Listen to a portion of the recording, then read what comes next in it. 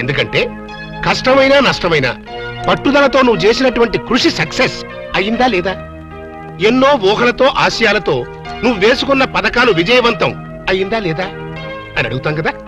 అంటే అర్థం చేసుకునే వాళ్ళకి ఈ పదం అర్థవంతంగా వినిపిస్తుంది, సమ్ టైమ్స్ బూతు పదంలాగా కూడా వినిపిస్తున్నాడు. సారీ సార్, మీరు చివాట్లు పెట్టడం